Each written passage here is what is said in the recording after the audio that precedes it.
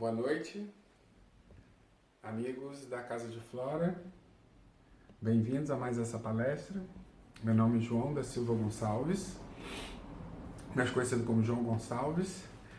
E primeiramente gostaria de agradecer o enorme convite da Casa de Flora e mais uma vez me permitindo trabalhar pela luz, servir, passando um pouquinho do que a gente aprende no nosso dia a dia para os nossos irmãos. O nosso muito obrigado.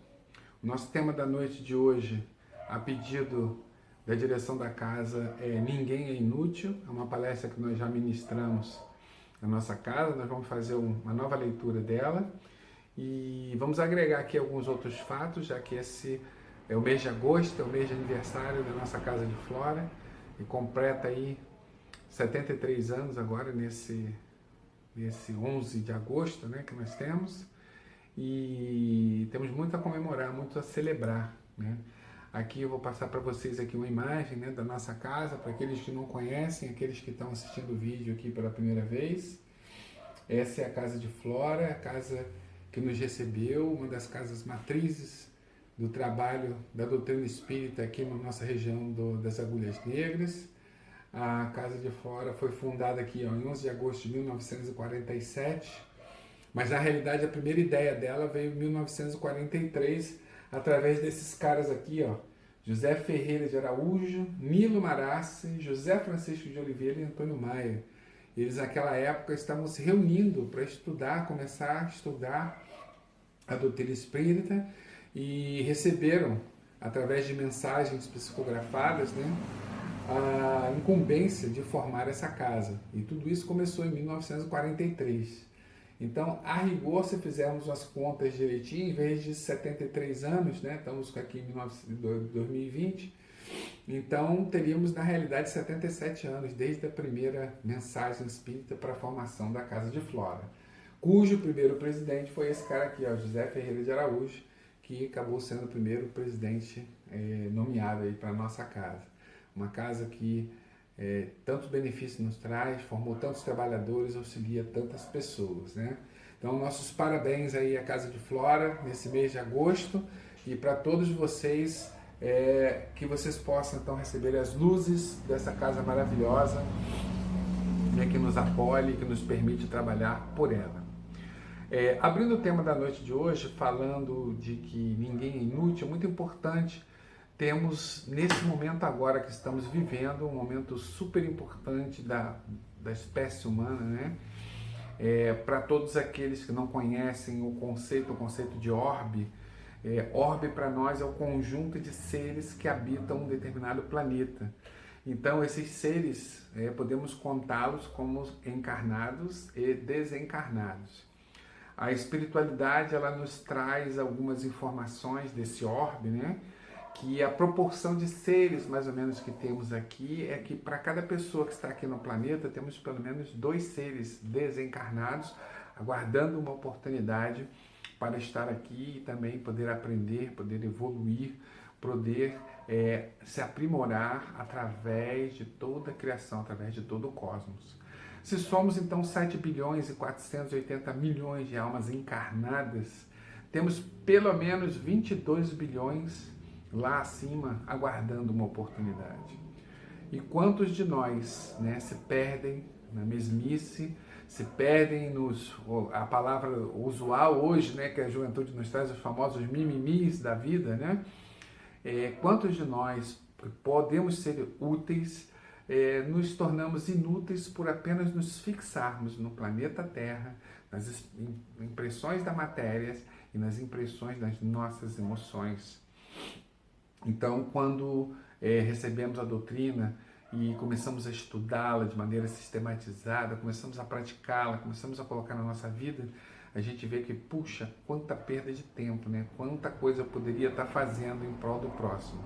Em especial nessa época em que recebemos eu digo que é um remédio igual aquele remédio da vovó. Para todos eu sou novinho, mas os mais antigos aí já experimentaram tomar aquele óleozinho de fígado de bacalhau, aquele remédio amargo, aquela coisa que limpa o nosso organismo, mas que nos cura.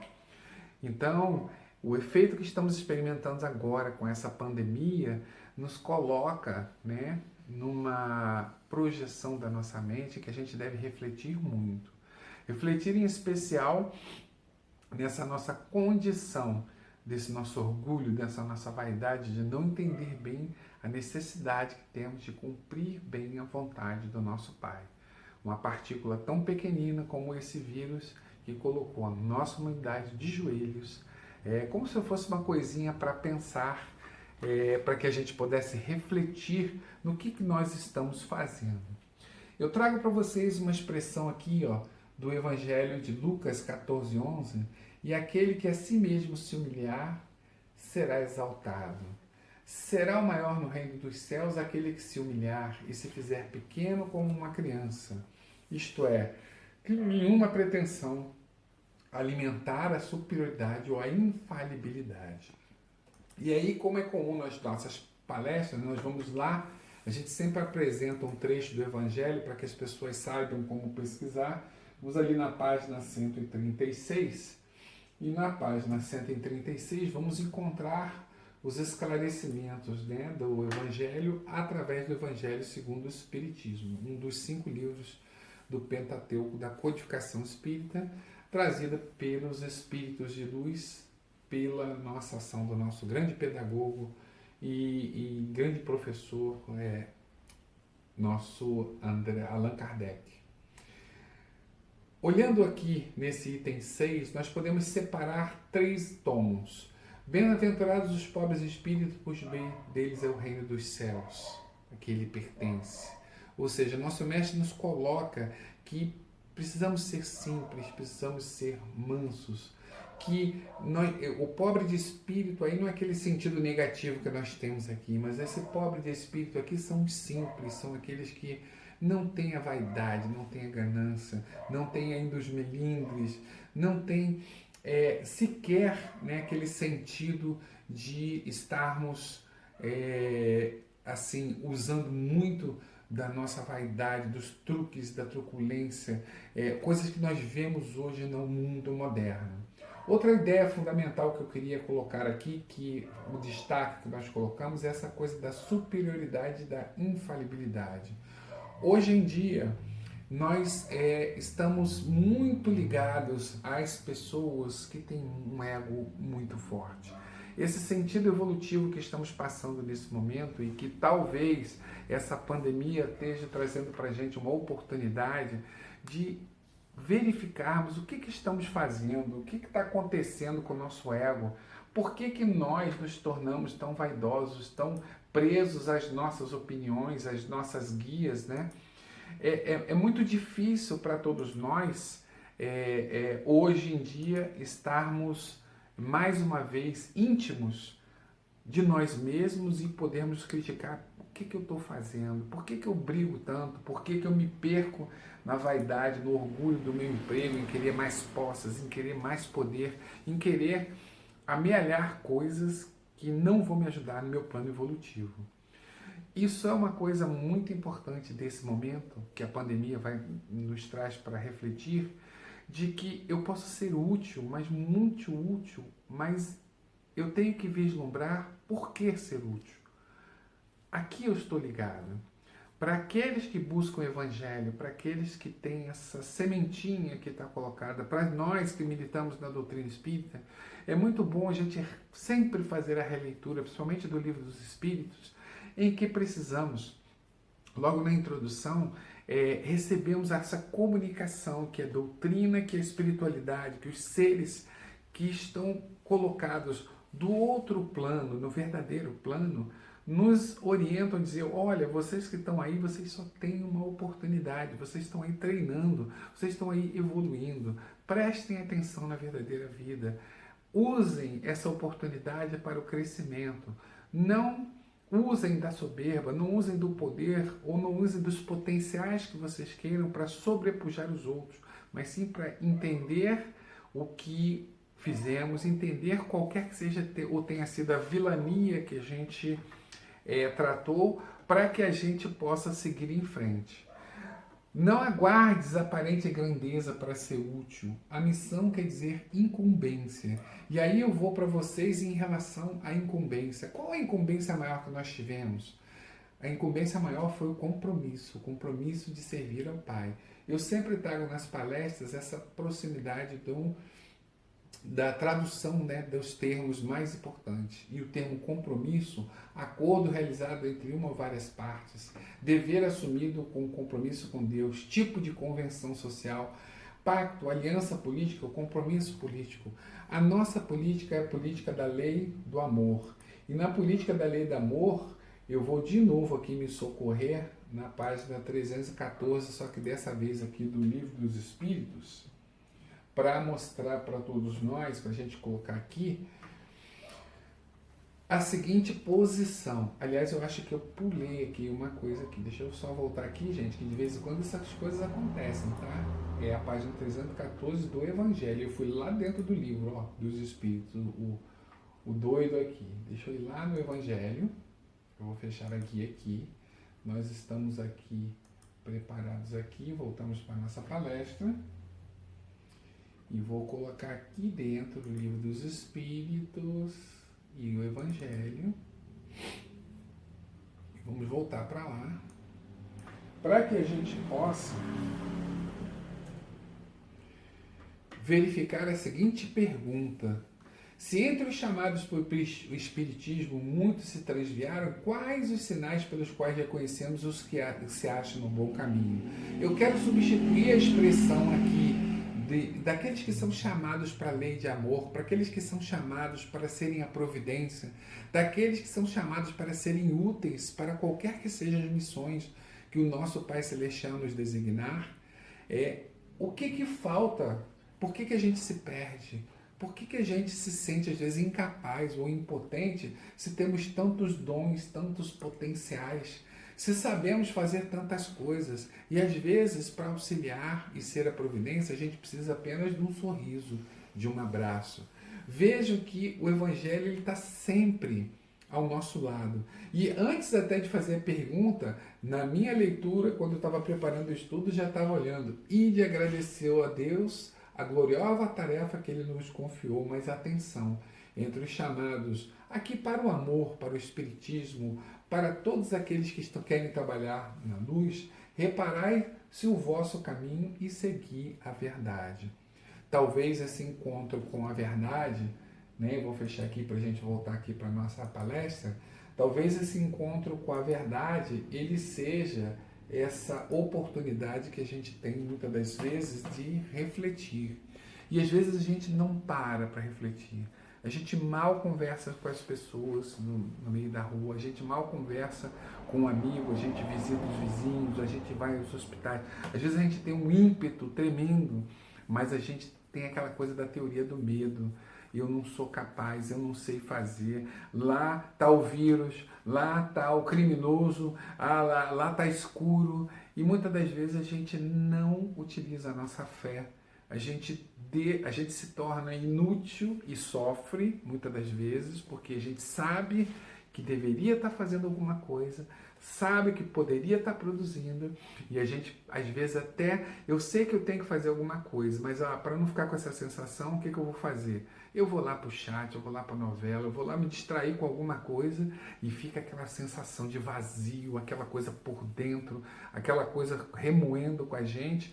E aí começam os estados depressivos, as alterações, e a gente não sabe o que está faltando. E a gente tem tudo, tem comida, tem riqueza, tem lar, tem livro, tem oportunidade de serviço na luz, e a gente não utiliza.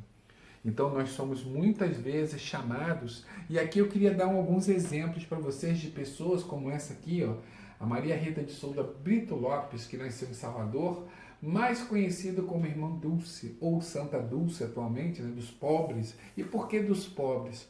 Porque ela não tinha medo, ela não tinha receio de levar a palavra, de levar o esteio.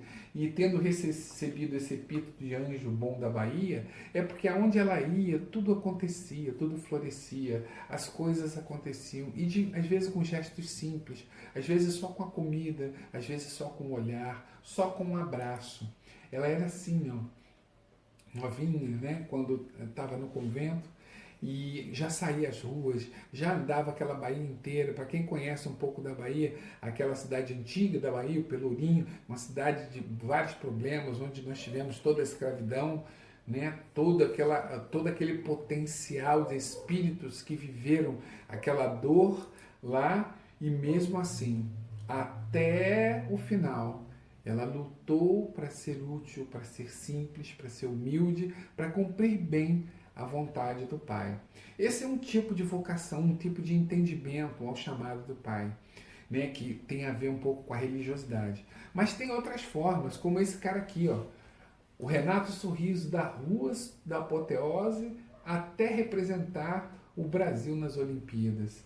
Esse cara aqui, com esse sorriso brejeiro, que tem uma tarefa simples e humilde de uma das coisas que a gente não gosta muito de fazer, né? Que é limpar o lixo dos outros, que é cuidar do asseio. E talvez, se tivéssemos mais asseio, mais sanitarismo no nosso país e no nosso mundo, não tivéssemos essa pandemia, né? Causada por, sei lá, uma causa talvez raiz ligada a essa parte sanitária. Mas esse cara daqui, com o sorriso, com a alegria dele, ele contagiou tantas pessoas, ele significou tanto para o Carnaval do Rio de Janeiro, representando o Brasil, tantas pessoas conhecendo a vontade, o vigor e a alegria com que ele dança, com que ele cuida de todos nós, e foi representar o nosso país nas Olimpíadas, um gari, uma pessoa simples, uma pessoa do povo. Outro exemplo de que alguém pode ser útil e das mais diversas formas. Então, a gente tem que ter esse encontro, esse compromisso com nossos potenciais, com o nosso encontro com Deus dentro de nós. E é uma coisa que é pessoal, intransponível e intransferível. Por que isso? Porque a educação do afeto, essa força descomunal que o afeto coloca, do sorriso, do abraço, a pessoa que se importa uma com a outra, que liga, não é mais aquela coisa de estou no restaurante, mando um chat ou mando um zap para um para outro. Não, eu saio da minha casa e vou, fulaninho, vim te ver, o que você está precisando? Senti que você não estava bem, estou aqui, vamos fazer alguma coisa junto. Então, os trabalhadores do Senhor, quando a gente coloca por tema da palestra, ninguém é inútil, porque para os trabalhadores do Senhor tem sempre trabalho, tem sempre coisas para fazer. Estamos num mundo de provas e expiações e que agora se encaixa no mundo de regeneração.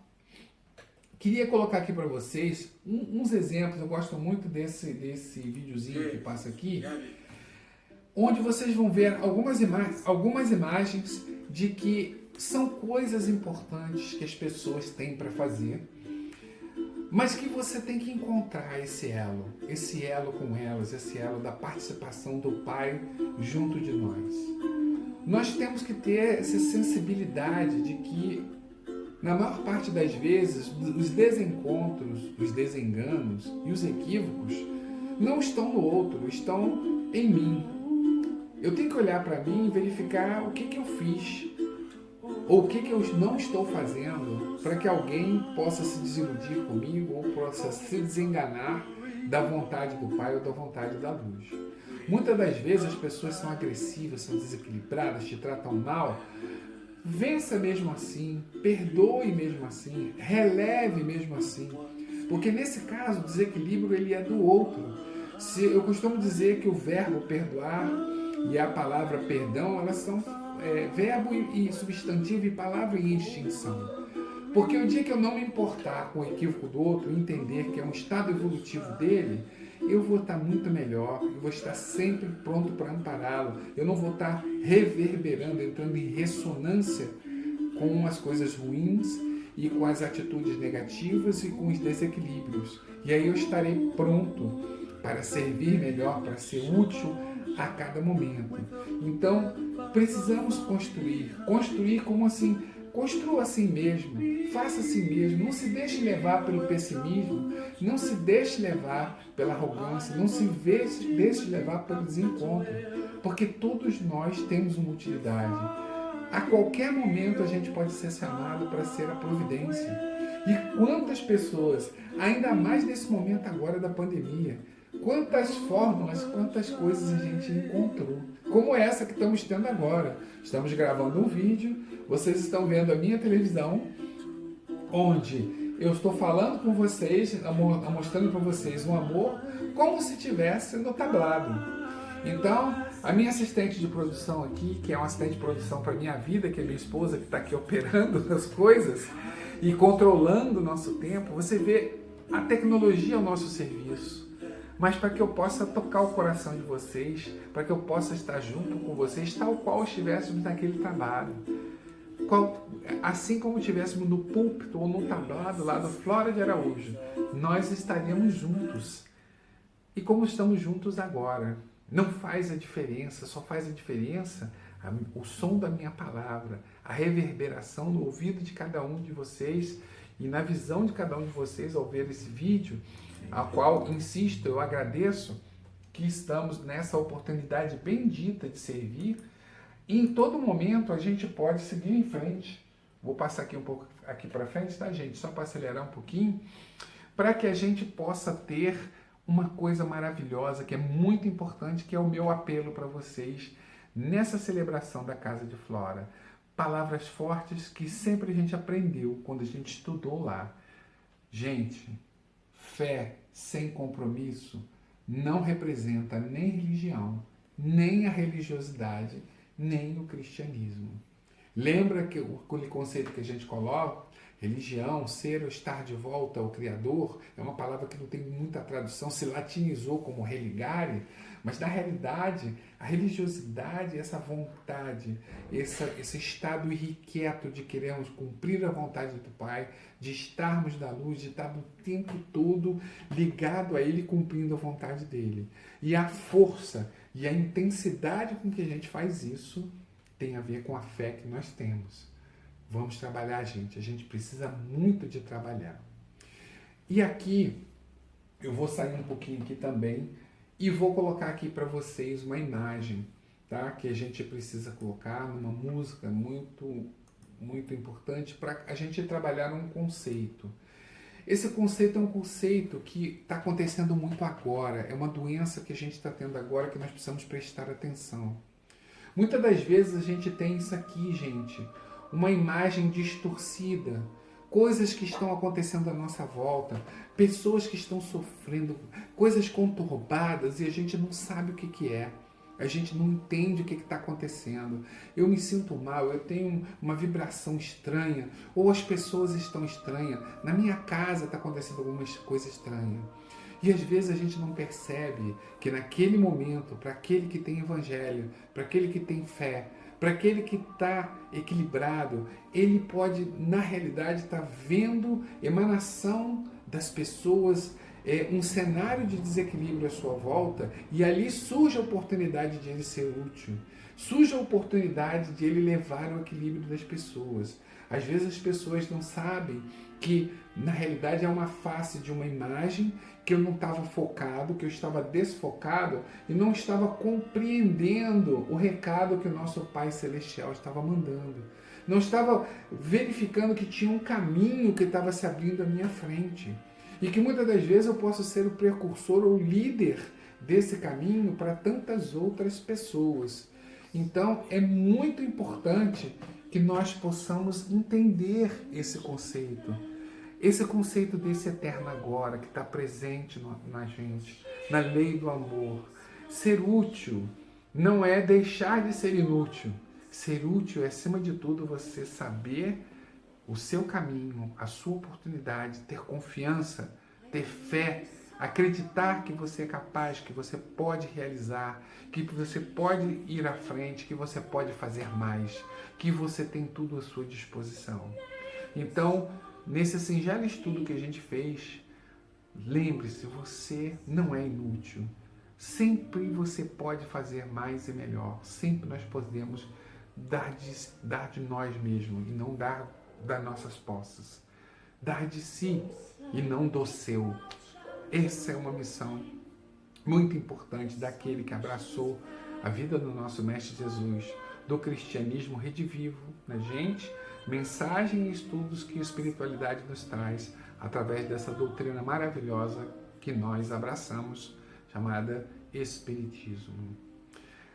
Eu, nesse momento agora, preparo a saída aqui do nosso estudo. Vou interromper esse som maravilhoso que nós estamos ouvindo aqui, para que a gente possa fazer uma homenagem. Nesse momento que eu preparo aqui a nossa homenagem final aqui, para completar o nosso ensinamento, eu vou pegar o velho companheiro, sair um pouco do foco aqui, vou pegar o nosso violãozinho, para fazer uma homenagem à nossa irmã Marizinha, uma companheira maravilhosa, né, de jornada, onde aprendemos tantas coisas, fizemos muitas coisas. E lá com a dona Carmelina, né, com a Janete, com tantos trabalhadores, com a Dulce, com a Rosângela e com tantos outros, a Marizinha, quando a gente estava tirando as músicas do Flora, o primeiro caderno de música do Flora, uma das músicas que eu gostei muito, que eu não sabia como fazer, foi ela que trouxe, foi ela que nos ensinou. E essa música, ela fala disso, dessa passagem do mestre com a gente. E ela dizia assim: contam que Jesus certo um dia andava junto ao lago azul de Genezaré, e as multidões ele ministrava seus ensinamentos de amor e fé. Com saliva e lodo curou um cego junto ao velho tanque de Siloé, numa tarde linda de primavera. Outros mais prodígios ele fizera na cidade santa de Genezaré. Foi o bom Jesus quem os ensinou junto ao lago azul de Genezaré, caridade, luz, amor, verdade e fé. Tanto no Tabor em Jerusalém, como na Betânia em Genezaré, ele foi caminho, verdade e vida, como ainda é.